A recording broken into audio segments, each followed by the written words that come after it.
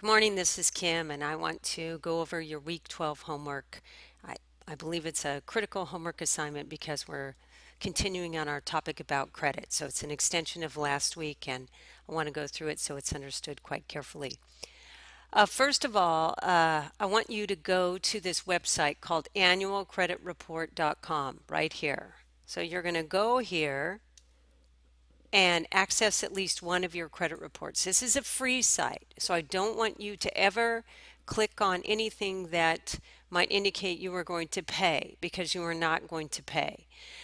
You're allowed to collect one free copy of your credit report from each of the three major reporting agencies. That would be Transamerica, Experian, and Equifax. While this credit report will not have your score, it will have a detailed listing of everything that is on your credit report.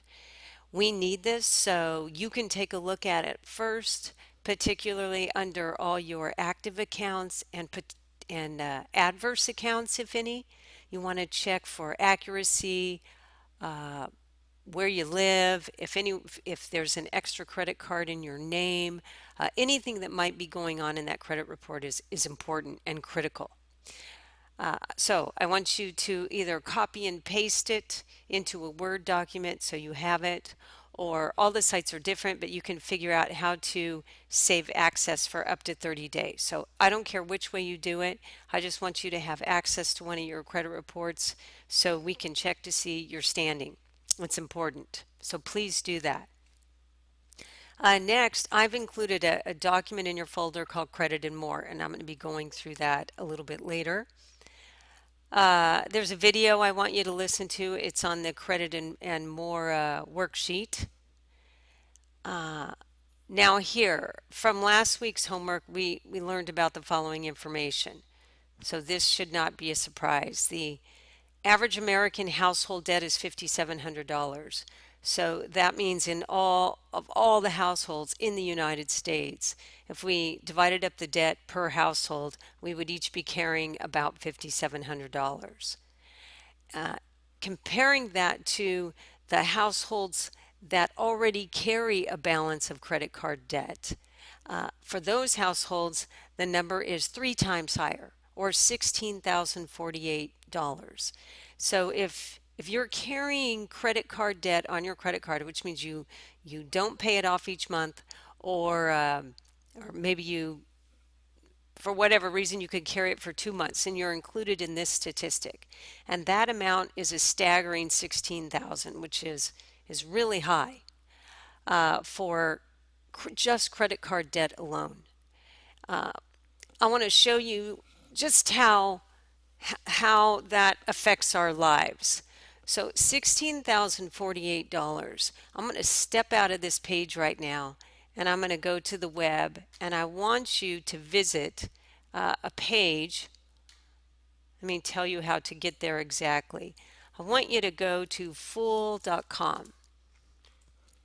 This is a Motley Fool website. We're going to be using it a couple times. When you get over here to keywords, I want you to type in foolish calculators.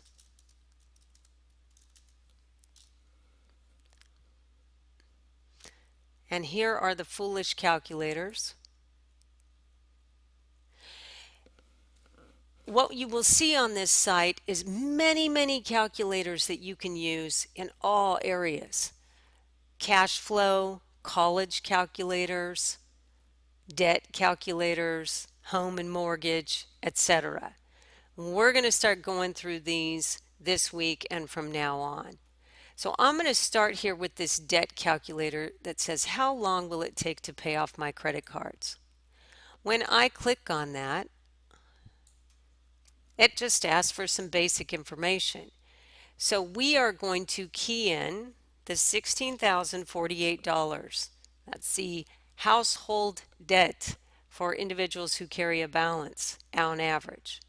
Next, it says the annual percentage rate. Well, I did some research and I'm going to use the average annual percentage rate, which is 15%. Next, the minimum payment. The minimum payment on a credit card on average is about 2% of the balance. So we're just going to use the averages on this. So 2% of this number right here, 16,048, might be your minimum payment. But if you think about it, for a family who has about $16,000 worth of debt, how much realistically are they going to be able to contribute on a monthly basis towards paying off that debt? I mean, what is a realistic number? I asked the in-class students, and I think at least we tried here, saying that that family could afford to pay $250 a month. Now, if you notice, that's not even as much as the 2%, but sometimes, actually a lot of times, for people who carry a lot of credit card debt, they're doing it because they're living off that debt. And if you're living off that debt or spending beyond what you make, it's really difficult to come up with a really high monthly payment. Also, this skip December payment when offered. So you could go yes or no here, but often, again, I think a lot of families in a lot of credit card debt opt for yes because it's the holiday season and they want to spend money instead of saving money, and so they go ahead and skip the December payment when it's offered by the credit card company. Okay, so once I have this information, I'm going to go ahead and click submit. And this is the results. By making minimum payments, it will take 137 more payments or 11.4 years to pay off this balance. But here's the kicker. Interest. The interest that you will pay is $16,463. That's just interest. If you add the principal, the original amount we owed, $16,048, you're well $32,500 you paid to get out of credit card debt. That's how much compounding interest costs. That's staggering to me. Think of what you could have done, your opportunity cost, with that amount of money instead of paying it towards interest. Not to mention, think about your age right now and add 11 years to it. Are you likely to be in the same situation or the same person? Probably not. So again, it's really important that you understand the significance of credit card debt. At 15% with compounding interest, this is a situation that can happen, and obviously has happened for a lot of American families. We don't have now this money to invest. This is an obstacle to our goal of achieving financial peace of mind, and it's critical. Okay, enough of that. I'm going to go back to the assignment right here.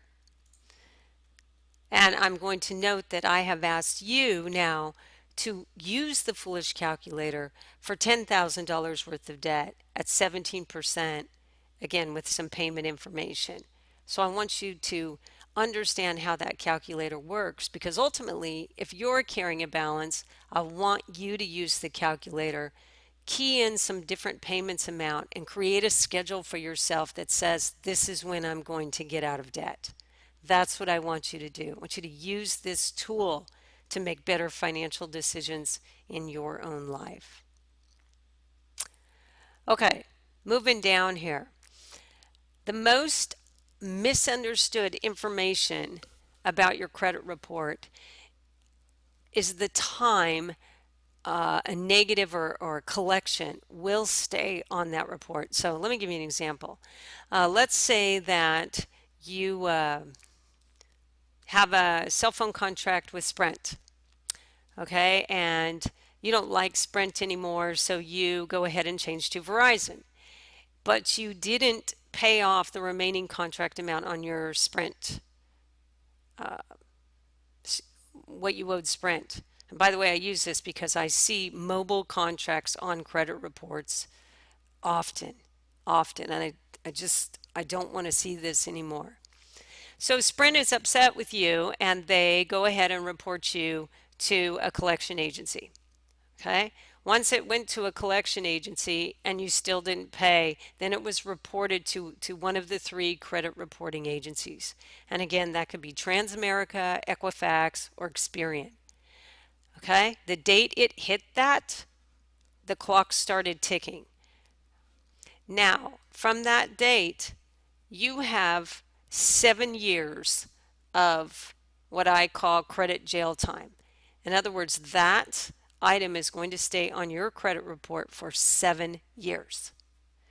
And during that 7 years, when you may want to buy a new car, or maybe you want to buy a new house, or something else that requires good credit, you could potentially not receive the best rates possible because that is sitting on your credit report. Anything negatively that hits your credit report reduces that credit score. And anything that hits outside of bankruptcy will stay on there for 7 years, unless it's in error. But 9 times out of 10, it's not in error. It's something that was unfortunately missed. Other things that show up on your credit report that you probably don't think about include late payments. So let's say you have PG&E and you're late. Well, PG&E then reports a late payment on your credit report. That's a relatively new hit on the credit reports. PG&E didn't do that in the past, but decided they were having so many late payments, they were going to affect change by tapping into your credit report. Again, late payments stay on there 7 years. After 7 years, the late payment will fall off. So you have to be so careful with this, and you have to pay attention and pay your bills on time. If you pay your bills on time, nothing hits your credit report. Something that often people neglect to do is let's say you can't pay Sprint because you don't have the money, or you can't pay that medical bill because you don't have the money. What you should do is contact them and set up a payment plan.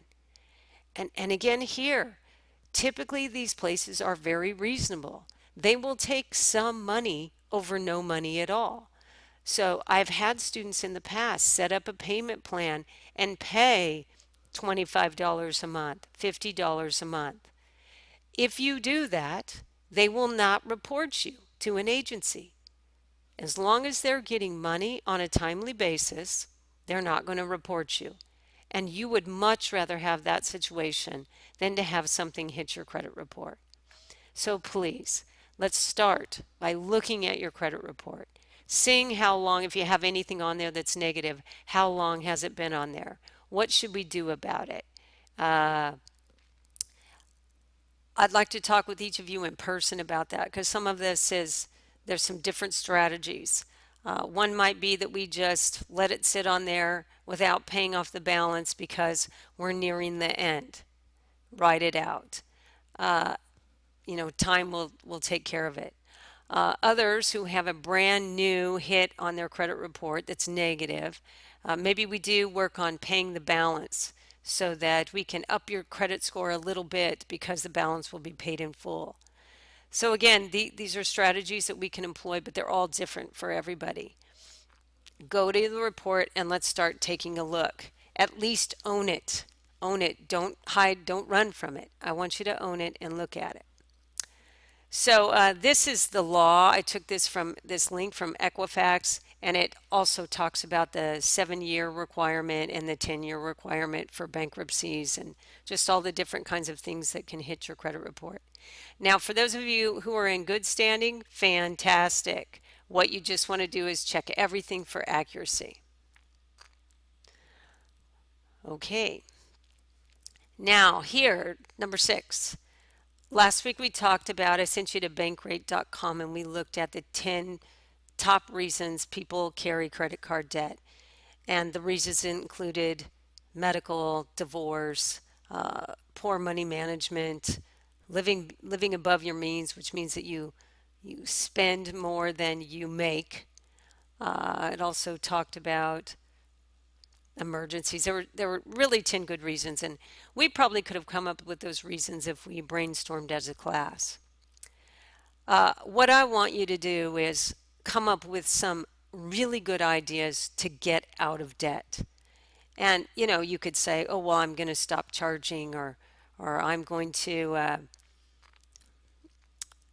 set up a plan, set up a payment plan, or you know, I'm going to use the foolish calculator and calculate. And those are great, and I want you to do that anyway. But I want you to think outside the box. I want some things that students can do that you can really do to pay off debt. And I've heard students come up with some great ideas. So I'm asking you to come up with two ideas. I'm going to put a discussion board post out there and ask you that you respond. And this is for all students. All students will respond. What are you going to do? All right, finally, I want to talk about student loans. Here's another form of debt, which I consider to be significantly better than a credit card because it's an investment in yourself. So what I mean by that is you are only taking out a student loan because you need the money so that you can be successful in college. So you wouldn't take out a student loan for any other reason, not because you want to invest it or you want to buy a car, anything like that. It's because you need it to cover your college costs. So given that, students take out these loans and then sometimes they get in a situation where they've stopped going to school and now the student loan is due, and their only option, because maybe they can't pay, is to step back into school, take a few classes so you can defer your student loan. Deferment. Well, first of all, I want to say that here we have two types of student loans. Two types of student loans. We have subsidized, which means that the government, the federal government, pays the interest. So even when the loan is deferred or when you have the loan, the government is paying the interest, it is subsidized. These are the best type. And then we have the second type, which are unsubsidized. Unsubsidized student loans are just the opposite. You pay the interest. And by the way, the interest is compounded, which means we're paying interest on our interest. You will have figured out how that works from the video. So let's say that I owe $15,000 in student loans and I don't have the money to pay. So I'm going to go back to school, take a couple classes at City College, and defer my student loans. But unfortunately, all my student loans are unsubsidized. So how much is that going to cost me? So once again, there's a calculator that I want you to use. That's not the one. Let me click on the link. So if you do a Control Shift and click on this link, it will take you to a calculator. Student Loan Hero is the website. This is a deferment calculator. So I'm going to go down here and I'm going to key in some variables. So again, interest is calculated, compounded daily. So that's why we're using 365 days. So let's say I'm going to defer my loan for a year, and so that's 365 days. If it was 2 years, we'd multiply this times 2, 3 years, multiply it times 3. My interest rate on my student loan is 6.8%. Let's say I have, I think I said $15,000 of student loans, and my repayment period is 120 months, which means that 10 years. We have a repayment period of 10 years for student loans. Okay, so I'm going to calculate it, my deferral. Or I'm going to try. Oh, here we go. So now, instead of owing $15,000, my new student loan balance after 1 year is going to be $16,020. My new monthly payment is going to be $184, and the interest that I've paid, or I have not paid, I've accrued during that deferral period is over $1,000. So again, think about this. I went to school to defer my loan. I had to pay to go to school, and now I've added another $1,000 to my bill. That's you need to understand that. Again, all this information helps you make better decisions about what you're doing. I mean, maybe instead of going back to school, you should have looked for a second job. Anything. Maybe you should have gone and looked at all the different kind of payment plans that are available to you. Uh, anyway, this is what happens. And then all of a sudden you do it again. And let's say up here instead we went 365 times 2. What is that? I should be able to do this in my head, but it's early in the morning.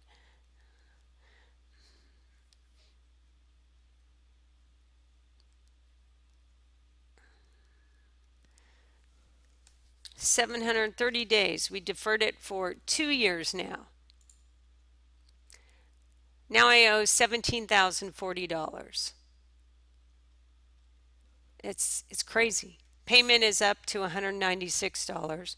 So I've really hurt myself. I've increased my payment, I've increased my interest. It's just cost me a lot of money. And again, I probably had to pay for school, and then now I'm in school and I'm not spending my time looking for a job. So anyway, I really want you to understand this, understand student loans. I know they're a big deal. And the first thing should be, how much student loan do I really need to live? And that's not to live, that's to live like a student. I mean, I don't know about you, but when I was living like this student, I was poor. I didn't buy expensive anything because I was in school. And that's really the mindset you need to have. You don't need a fancy car, you don't need new clothes. You go out and it's modest entertainment costs. I want you to get in that way of thinking. Okay, my friends, that's your homework for the week. Uh, And I think everything else out there, this worksheet that I've made for you looks like this. It's called Credit and More. So if you go up here to the top, I want you to read through this and just make sure you understand secured and unsecured credit cards. Make sure you understand grace periods. Again, compounding interest. Now, compounding interest, I also put a video out here, right here, a YouTube video. I want you to watch this video. It's important that you watch it. It's a really good visual illustration of how compounding interest works. And then also about your credit score, credit utilization, etc. How to improve your credit score. This gives you a very detailed understanding of that. And finally, this was our America's Debt, which you looked at last week. This is again the link on student loans and then the top 10 causes of debt. So that's just review. And the big question is, how do we get out of debt? Again, I want you to post your answers to the discussion board. Okay, well, I'll be talking more about this next week. In the meantime, please complete this assignment in its entirety. Thanks. Have a great day.